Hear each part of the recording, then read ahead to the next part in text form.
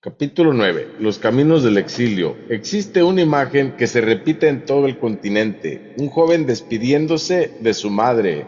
Un padre abrazando a sus hijos antes de partir.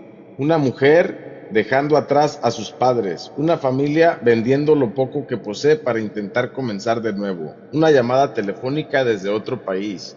Una fotografía enviada por mensaje. Una silla vacía en la mesa. Un cumpleaños celebrado a la distancia, un funeral al que alguien nunca pudo asistir. La migración suele discutirse en estadísticas: millones de personas, miles de millones de dólares en remesas, porcentajes, gráficas, estudios económicos, pero detrás de cada cifra existe una historia humana, y detrás de millones de historias humanas existe una pregunta histórica: ¿por qué tanta gente abandona su hogar? La respuesta más común es simple: porque busca una mejor vida, y es verdad. Pero esa respuesta no explica nada, solo cambia la pregunta. ¿Por qué esa vida mejor parece encontrarse en otro lugar? Porque tantas personas sienten que deben alejarse de la tierra donde nacieron para alcanzar estabilidad. ¿Por qué comunidades enteras se convierten en territorios de partida? Para responder debemos abandonar tanto las explicaciones simplistas como las narrativas románticas. La migración no es nueva. Los seres humanos siempre se han desplazado, han seguido rutas comerciales, han escapado de guerras, han buscado oportunidades, han explorado nuevos territorios.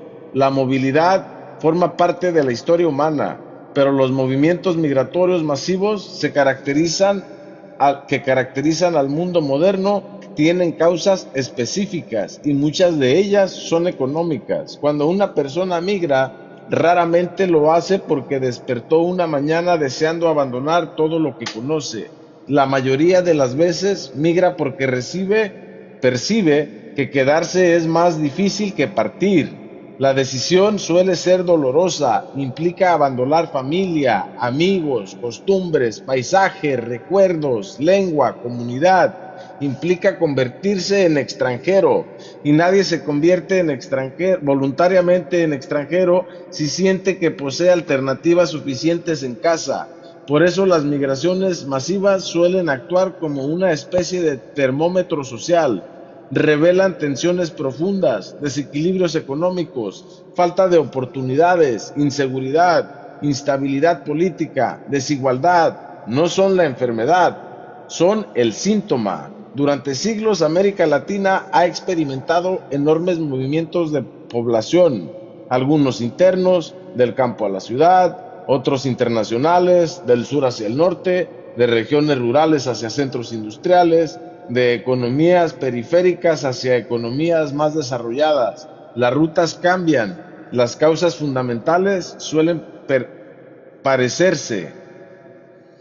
Las personas siguen las oportunidades, siguen los salarios, siguen la posibilidad de construir un futuro. Y aquí encontramos una paradoja fascinante. Las mismas economías que muchas veces se benefician de recursos, materias primas y mano de obra latinoamericana, también reciben millones de trabajadores latinoamericanos. El flujo ocurre en ambas direcciones: recursos hacia el norte, personas hacia el norte, capital hacia el sur, trabajo hacia el norte. La relación es mucho más compleja que lo de los discursos políticos habituales, porque las economías modernas dependen profundamente de la movilidad laboral: agricultura, construcción, transporte, manufactura y servicios.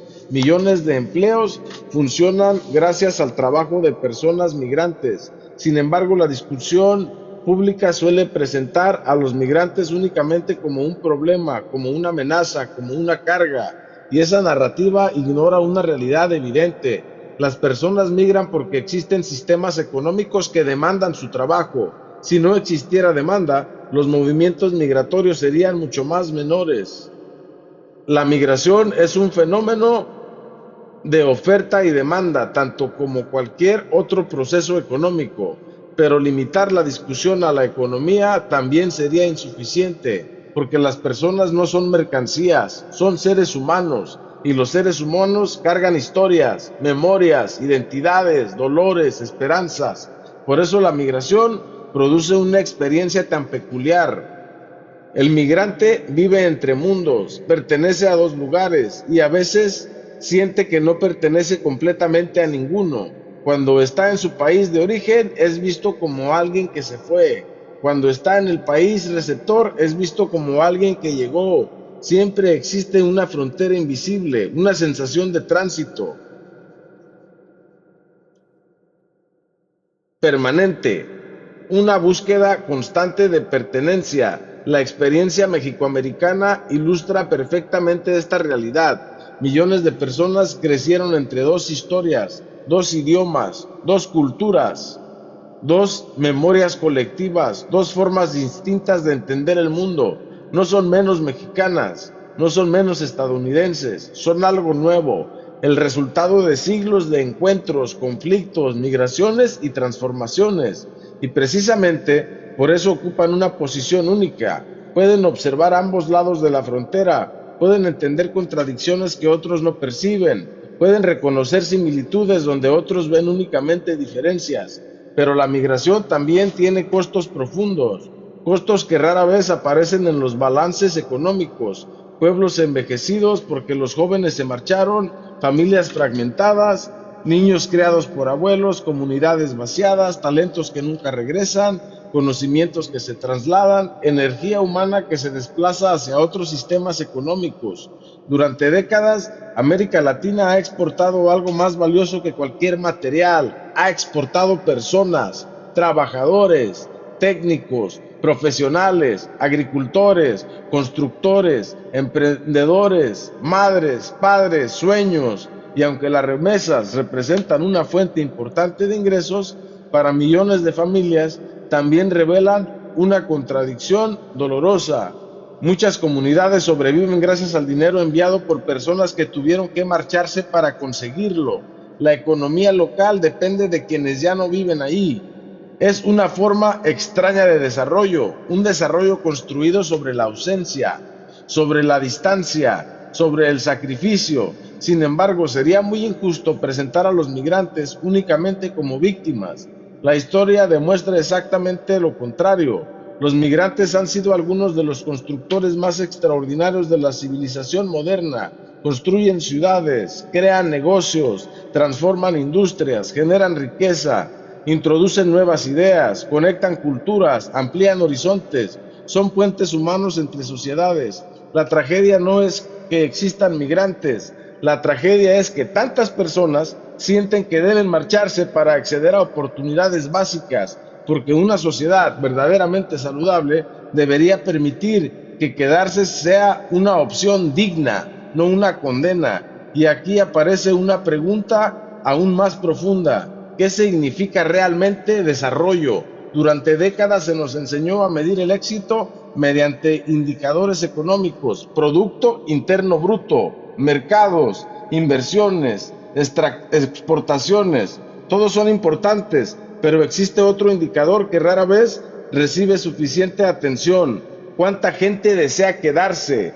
Si una comunidad ofrece dignidad, seguridad, oportunidad, sentido de pertenencia, la mayoría de las personas elegiría permanecer cerca de quienes ama. Es lo normal, es lo humano. Por eso los movimientos migratorios masivos deben interpretarse también como mensajes, mensajes enviados por millones de personas a las estructuras económicas y políticas que organizan sus sociedades, mensajes que dicen, aquí no encontramos suficiente futuro y hasta que esa realidad cambie, los caminos seguirán llenándose, las fronteras seguirán recibiendo familias, las despedidas seguirán ocurriendo, las remesas seguirán sosteniendo comunidades enteras, porque la migración no es simplemente un fenómeno individual, es el reflejo de algo mucho más grande, es el reflejo de cómo se distribuyen las oportunidades,